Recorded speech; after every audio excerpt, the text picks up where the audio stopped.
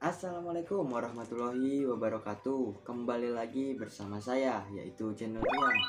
Oke teman-teman, jadi di video kali ini saya akan berbagi sedikit informasi, yaitu cara mudah menambah modal usaha counter. Nah, cara ini kalau menurut saya itu sangatlah sederhana, tapi masih banyak sekali yang kebingungan dan masih banyak sekali yang bertanya-tanya di Instagram saya atau di WA saya serta di komentar video-video yang ada di YouTube saya ini. Nah, jadi di sini saya akan berbagi sedikit informasi. Semoga informasi ini bisa membantu teman-teman semua, khususnya yang sedang kebingungan nih bagaimana cara menambah modal usaha counter dari hasil profit penjualan kita. Nah, jadi untuk teman-teman yang belum tahu, silakan simak video ini sampai habis. Dan jangan lupa, apabila video ini bisa bermanfaat, klik tombol subscribe-nya ya teman-teman, agar saya lebih semangat lagi membuat konten dan saya semangat lagi berbagi informasi seputar usaha counter. Oke, lanjut saja.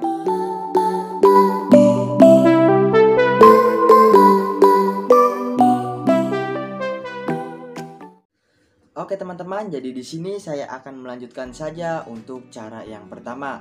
Kalau cara yang pertama ini, kalau menurut saya itu dan pengalaman saya dari pertama kali saya merintis usaha counter ini, yaitu selalu menyisihkan profit usaha atau keuntungan usaha yang kita peroleh dalam sehari-hari.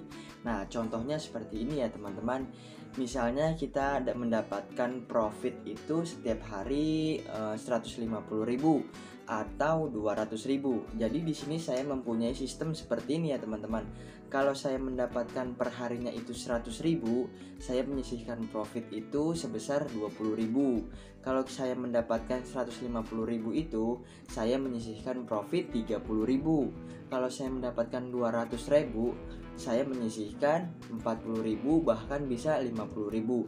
Jadi saya itu selalu menambah atau mentabungkan profit atau keuntungan usaha counter saya per harinya ya teman-teman. Nah, jadi per harinya itu kita kumpulin. Nah, nanti pas 1 bulan baru kita belanjakan keperluan-keperluan aksesoris handphone atau kota-kota internet. Jadi misalnya teman-teman itu mendapatkan profitnya atau keuntungannya itu dalam 1 bulan ini sudah kita sisihkan ya teman-teman, yang tadi saya bilangin, misalnya dapat 1 juta rupiah dalam sebulan. Nah, jadi yang 1 juta rupiahnya itu ya kita belanjakan nanti ya teman-teman, kita belanjakan untuk keperluan kota internet. Sama aja itu kita bisa menambah modal usaha kita. Nah, jadi seiring berjalannya waktu, lama-lama usaha kita akan besar dan lama-lama penjualan-penjualan kita seperti aksesoris, voucher internet, atau kota-kota internet lainnya akan semakin banyak dan semakin banyak juga keuntungan kita. Nah, jadi kalau untuk cara yang pertama itu teman-teman wajib sekali untuk menyisihkan profit atau keuntungan dalam penjualan seharinya.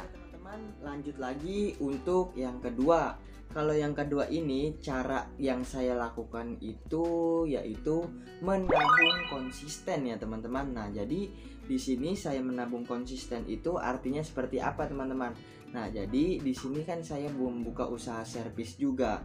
Nah, jadi dari keuntungan usaha servis itu misalnya perharinya itu dapat 50.000 dan saya tabungin itu 20.000. Nah, jadi saya setiap mendapatkan keuntungan servis handphone itu, walaupun setiap hari jarang masuk sih kalau servis handphone, karena sekarang itu lagi sepi banget ya teman-teman kalau untuk servis handphone.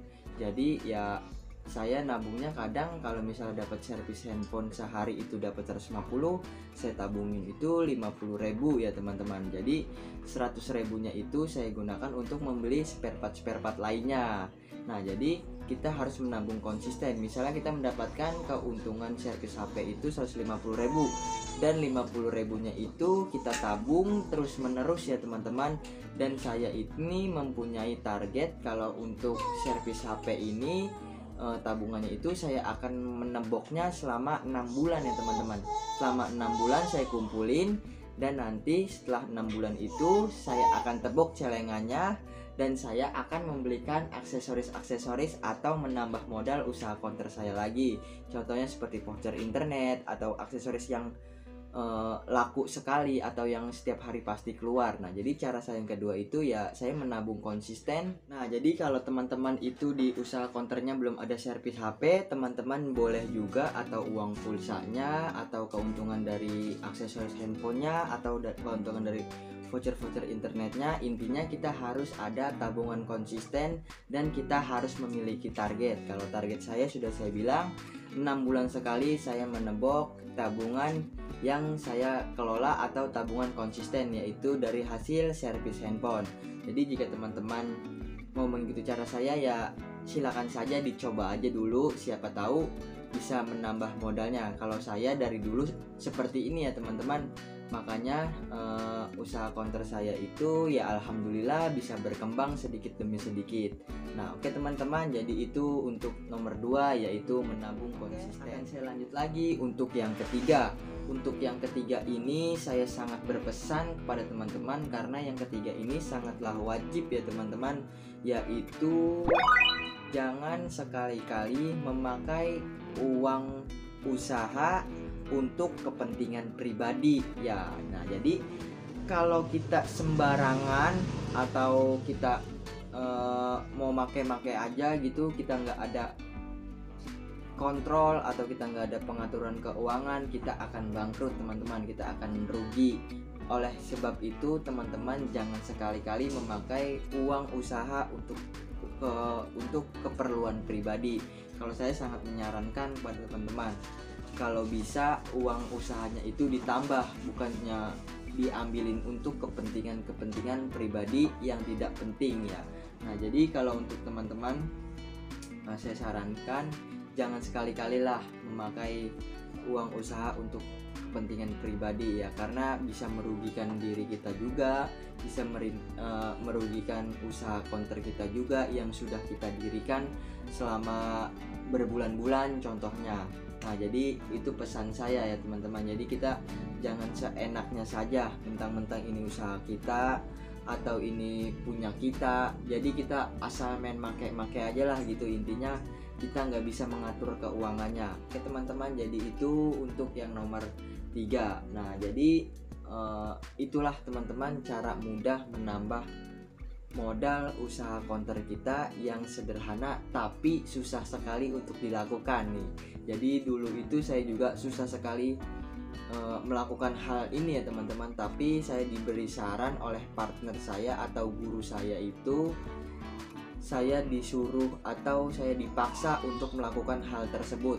Jadi jika teman-teman ingin meniru cara saya ini ya silakan saja, saya tidak melarangnya gitu. Justru saya di sini berbagi informasi agar teman-teman itu tidak salah jalan dan teman-teman itu bisa berkembang usahanya. Nah, jadi siapa sih yang tidak mau usaha counternya itu bisa berkembang?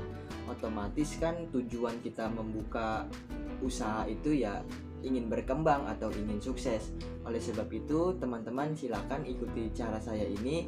Semoga cara saya ini bisa membantu dan cara saya ini bisa bermanfaat untuk teman-teman semua, khususnya yang sedang kebingungan atau khususnya yang baru merintis usaha counter, dan khususnya juga bagi yang bertanya-tanya di WA atau Instagram serta di komentar-komentar YouTube saya. Nah, oke teman-teman, kurang lebihnya saya memohon maaf apabila ada kesalahan-kesalahan atau omongan-omongan atau ucapan-ucapan yang kurang jelas atau kurang dapat ditiru atau kurang paham teman-teman. Saya mohon maaf sebesar-besarnya. Saya akhiri. Assalamualaikum warahmatullahi wabarakatuh.